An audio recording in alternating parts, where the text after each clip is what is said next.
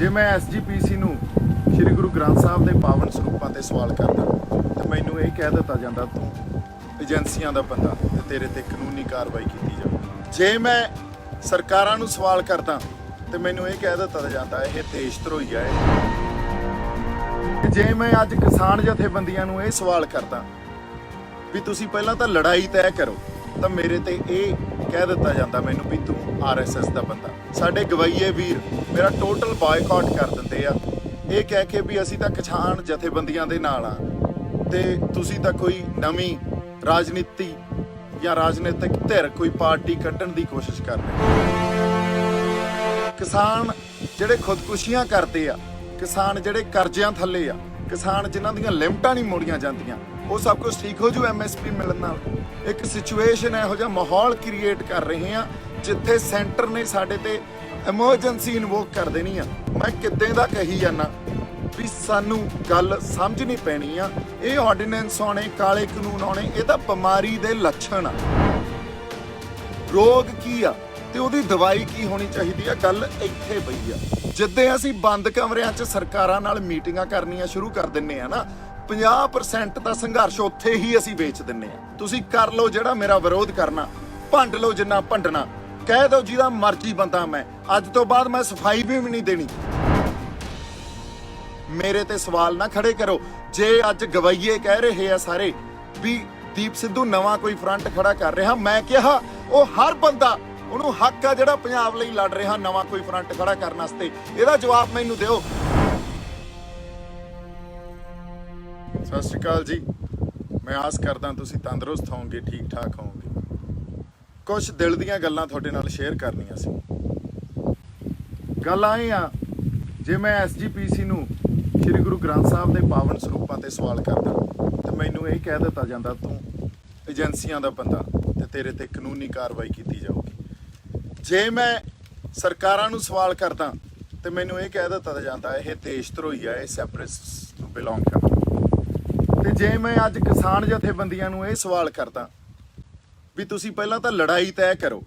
ਲੜਾਈ ਤੁਹਾਡੀ ਕੁਝ ਰਿਆਇਤਾਂ ਨੂੰ ਲੈ ਕੇ ਆ ਕਿ ਲੜਾਈ ਕਿਸਾਨਾਂ ਦੇ ਤੇ ਮਜ਼ਦੂਰਾਂ ਦੇ ਸੁਧਾਰਾਂ ਦੀ ਆ, ਉਹਨਾਂ ਦੀ ਜ਼ਿੰਦਗੀਆਂ ਦੇ ਸੁਧਾਰਾਂ ਦੀ ਆ। ਤਾਂ ਉਹਨਾਂ ਨੂੰ ਹੋਰ ਸਵਾਲ ਕਰਦਾ ਵੀ ਜੇ ਕੋਈ ਫੈਸਲੇ ਲੈਣੇ ਆ, ਇਸ ਸੰਘਰਸ਼ ਦੇ ਫੈਸਲੇ ਲੈਣੇ ਆ, ਇਹਨਾਂ ਨੂੰ ਬੰਦ ਕਮਰਿਆਂ 'ਚ ਨਾ ਲਿਆ ਜਾਵੇ, ਇਹਨਾਂ ਨੂੰ ਸਰਕਾਰਾਂ ਦੇ ਨਾਲ ਮੀਟਿੰਗਾਂ ਕਰਕੇ ਨਾ ਲਿਆ ਜਾਵੇ, ਇਹ ਕੋਈ ਓਪਨ ਫੋਰਮ 'ਚ ਲਿਆ ਜਾਵੇ ਜਾਂ ਕੋਈ ਇਹੋ ਜਿਹਾ ਸਿਸਟਮ ਪੈਦਾ ਕਰੀਏ ਜਿੱਥੇ ਚੈੱਕਸ ਐਂਡ ਬੈਲੈਂਸਿਸ ਹੋਣ। ਤਾਂ ਮੇਰੇ ਤੇ ਇਹ ਕਹਿ ਦਿੱਤਾ ਜਾਂਦਾ ਮੈਨੂੰ ਵੀ ਤੂੰ ਆਰਐਸਐਸ ਦਾ ਬੰਦਾ। ਫਿਰ ਸਾਡੇ ਗਵਾਈਏ ਵੀਰ ਮੇਰਾ ਟੋਟਲ ਬਾਇਕਾਟ ਕਰ ਦਿੰਦੇ ਆ ਇਹ ਕਹਿ ਕੇ ਵੀ ਅਸੀਂ ਤਾਂ ਕਿਸਾਨ ਜਥੇਬੰਦੀਆਂ ਦੇ ਨਾਲ ਆ ਤੇ ਤੁਸੀਂ ਤਾਂ ਕੋਈ ਨਵੀਂ ਰਾਜਨੀਤੀ ਜਾਂ ਰਾਜਨੀਤਿਕ ਧਿਰ ਕੋਈ ਪਾਰਟੀ ਕੱਢਣ ਦੀ ਕੋਸ਼ਿਸ਼ ਕਰ ਰਹੇ ਹੋ। ਗੱਲ ਆਏ ਆ, ਜਦੋਂ ਤੱਕ ਅਸੀਂ ਇਹ ਨਹੀਂ ਸਮਝਾਂਗੇ ਵੀ ਸਾਡੀ ਲੜਾਈ ਕੀ ਆ, ਜਾਂ ਜਦੋਂ ਤੱਕ ਅਸੀਂ ਪੁਰਾਣੇ ਰੀਤੀ ਰਿਵਾਜ ਜਿਹੜੇ ਰਿਵਾਜ ਆ ਉਹਨਾਂ ਦਾ ਖੰਡਨ ਨਹੀਂ ਕਰਾਂਗੇ, ਸਾਡੇ ਹੱਥ ਪੱਲੇ ਹੁਣ ਵੀ ਕੁਝ ਨਹੀਂ ਲੱਗਣਾ। ਸਾਡੇ ਹੱਥ ਪੱਲੇ ਪਹਿਲਾਂ ਵੀ ਕੁਝ ਨਹੀਂ ਲੱਗਿਆ। ਸੋ ਗੱਲ ਇਹ ਆ ਵੀ ਜੇ ਸਾਨੂੰ ਐਮਐਸਪੀ ਮਿਲ ਗਈ, ਮੇਰਾ ਸਵਾਲ ਆ ਕਿਸਾਨ ਜਿਹੜੇ ਖੁਦਕੁਸ਼ੀਆਂ ਕਰਦੇ ਆ, ਕਿਸਾਨ ਜਿਹੜੇ ਕਰਜ਼ਿਆਂ ਥੱਲੇ ਆ, ਕਿਸਾਨ ਜਿਨ੍ਹਾਂ ਦੀਆਂ ਲਿਮਟਾਂ ਨਹੀਂ ਮੋੜੀਆਂ ਜਾਂਦੀਆਂ, ਉਹ ਸਭ ਕੁਝ ਠੀਕ ਹੋ ਜੂ ਐਮਐਸਪੀ ਮਿਲਣ ਨਾਲ। ਜਿਹੜੇ ਇੱਕ ਸਟੈਟਿਸਟਿਕਸ ਆ ਨਾ, ਸਟੈਟਿਸਟਿਕਸ ਦੀ ਗੱਲ ਸਮਝੀਏ, 6% ਪੂਰੇ ਦੇਸ਼ ਦੇ ਕਿਸਾਨ ਇਹੋ ਜਿਹੇ ਆ ਜਿਹੜੇ ਐਮਐਸਪੀ ਯੂਜ਼ ਕਰਦੇ ਆ। ਮਤਲਬ 94% ਕਿਸਾਨ ਐਮਐਸਪੀ ਯੂਜ਼ ਹੀ ਨਹੀਂ ਕਰਦੇ। ਉਹਨਾਂ ਦੀ ਲੁੱਟ ਖਸੁੱਟ ਤਾਂ ਐਮਐਸਪੀ ਤੋਂ ਬਿਨਾਂ ਵੀ ਜਾਰੀ ਆ।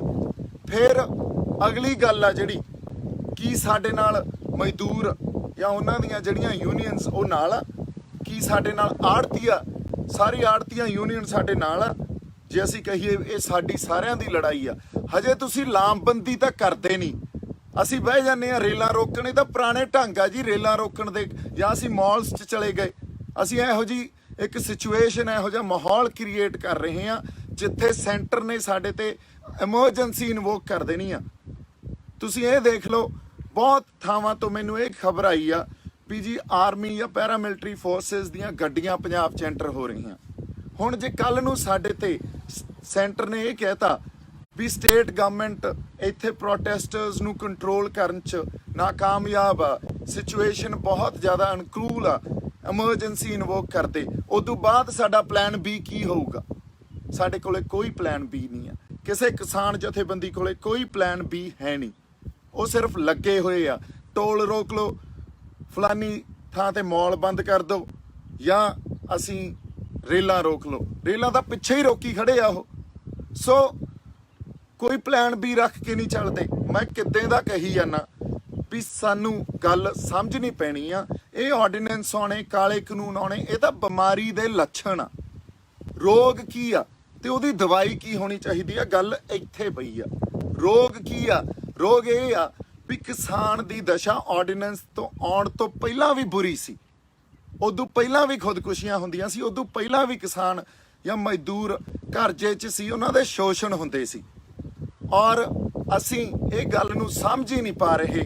ਇਹਨਾਂ ਕਿਸਾਨ ਜਥੇਬੰਦੀਆਂ ਨੇ ਸਿਰਫ ਆਰਡੀਨੈਂਸ ਦੇ ਵਿੱਚ MSP ਤੱਕ ਆਪਦੀ ਲੜਾਈ ਲਿਮਿਟਿਡ ਰੱਖਣੀ ਆ। ਇਹ ਕਿਉਂ ਰੱਖਣੀ ਆ ਇਹਦਾ ਮੈਨੂੰ ਨਹੀਂ ਪਤਾ। ਇਹਨਾਂ ਦੇ ਕੋਈ ਰਾਜਸੀ ਸਰੋਕਾਰ ਵੀ ਹੋ ਸਕਦੇ ਆ, ਇਹਨਾਂ ਦੇ ਕੋਈ ਆਪਸ ਕੋਈ ਪੋਲੀਟੀਕਲ ਐਸੋਸੀਏਸ਼ਨ ਜਾਂ ਮੰਨ ਲਓ ਅਹੁਦਿਆਂ ਦੇ ਸਰੋਕਾਰ ਵੀ ਹੋ ਸਕਦੇ ਆ। ਸਾਰੇ ਨਹੀਂ, ਸਾਰੀਆਂ ਜਥੇਬੰਦੀਆਂ ਦੇ ਸਾਰੇ ਲੀਡਰ ਇੱਕੋ ਜਿਹੇ ਨਹੀਂ ਆ, ਇਹ ਵੀ ਮੈਂ ਗੱਲ ਮੰਨਦਾ। ਪਰ ਜਦੋਂ ਤੱਕ ਅਸੀਂ ਪੂਰਨ ਤੌਰ ਤੇ ਇਹ ਗੱਲ ਨੂੰ ਸਮਝ ਕੇ ਖੰਡਨ ਨਹੀਂ ਕਰਾਂਗੇ, ਪੁਰਾਣੇ ਰੀਤੀ ਰਿਵਾਜਾਂ ਦਾ ਖੰਡਨ ਨਹੀਂ ਕਰਾਂਗੇ, ਉਹਨਾਂ ਨੂੰ ਚੈਲੰਜ ਨਹੀਂ ਕਰਾਂਗੇ, ਤੇ ਕੋਈ ਇਹੋ ਜਿਹਾ ਢਾਂਚਾ ਨਹੀਂ ਸਿਰਜਾਂਗੇ ਜਿੱਥੇ ਸਹੀ ਅਸਲ ਤੌਰ ਤੇ ਕਿਸਾਨਾਂ ਦਾ, ਮਜ਼ਦੂਰਾਂ ਦਾ ਜਾਂ ਹੋਰ ਸਾਰੇ ਵਰਗਾਂ ਦਾ ਕੋਈ ਭਲਾ ਨਾ ਹੋ ਸਕੇ, ਉਦੋਂ ਤੱਕ ਜੇ ਅਸੀਂ ਕਹੀਏ MSP ਲੈ ਕੇ ਬਹਿ ਜਾਾਂਗੇ, ਇਹ ਕੋਈ ਪ੍ਰਾਪਤੀ ਨਹੀਂ ਆ। ਫਿਰ ਲੋਕ ਤੁਹਾਡੇ 'ਚ ਕਿਸਾਨ ਜਥੇਬੰਦੀਆਂ ਨੂੰ ਮੇਰੀ ਬੇਨਤੀ ਆ ਹੱਥ ਜੋੜ ਕੇ ਵੀ ਤੁਹਾਡੇ 'ਚ ਐਡਾ ਵੱਡਾ ਆਪਦਾ, ਮੈਂ ਵੀ ਕਹਿਣਾ ਮੈਂ ਤੁਹਾਡੇ ਨਾਲ ਆ, ਐਡਾ ਵੱਡਾ ਆਪਦਾ ਭਰੋਸਾ ਤੁਹਾਡੇ 'ਚ ਦੇਤਾ, ਐਡੀ ਵੱਡੀ ਆਸ ਆ ਉਹਨਾਂ ਨੂੰ ਤੁਹਾਡੇ ਤੋਂ, ਬਿਕੋਜ਼ ਤੁਸੀਂ ਐਕਤੀ ਲਾਓਗੇ, ਤੁਸੀਂ ਪੰਜਾਬ ਲਈ, ਇਸ ਧਰਤੀ ਲਈ, ਸਾਡੇ ਲੋਕਾਂ ਲਈ ਕੁਝ ਲੈ ਕੇ ਡਿੱਗੋਗੇ। ਪਰ ਤੁਸੀਂ ਬੈਠੇ ਹੋ MSPਆਂ ਤੇ, ਤੁਸੀਂ ਬੈਠੇ ਹੋ ਵੀ ਸਰਕਾਰਾਂ ਨਾਲ ਮੀਟਿੰਗ ਕਰ ਲਈਏ। ਜਿੱਦਾਂ ਅਸੀਂ ਬੰਦ ਕਮਰਿਆਂ 'ਚ ਸਰਕਾਰਾਂ ਨਾਲ ਮੀਟਿੰਗਾਂ ਕਰਨੀਆਂ ਸ਼ੁਰੂ ਕਰ ਦਿੰਨੇ ਆ ਨਾ, 50% ਦਾ ਸੰਘਰਸ਼ ਉੱਥੇ ਹੀ ਅਸੀਂ ਵੇਚ ਦਿੰਨੇ ਆ। ਉੱਥੇ 50% ਸੰਘਰਸ਼ ਤਾਂ ਖਤਮ ਹੋ ਜਾਂਦਾ। ਹੁਣ ਗੱਲ ਇਹ ਆ, ਜਾਂ ਤਾਂ ਆਪਦੇ ਜ਼ਮੀਰਾਂ ਦੀ, ਅਸੀਂ ਆਪਦੇ ਆਤਮਾ ਦੀ ਆਵਾਜ਼ ਸੁਣ ਕੇ ਅਸਲ ਗੱਲ ਨੂੰ ਸਮਝ ਕੇ ਲੜਾਈ ਲੜੀਏ, ਤੇ ਜਿਹੜੀ ਰੂਹ, ਜਿਹੜਾ ਬੰਦਾ ਆਪਦੇ ਜ਼ਮੀਰ ਦੀ, ਆਪਦੇ ਅੰਦਰ ਦੀ ਆਵਾਜ਼ ਸੁਣ ਕੇ ਇਸ ਲੜਾਈ 'ਚ ਲੜੂਗਾ, ਮੈਂ ਉਹਦੇ ਨਾਲ ਆ।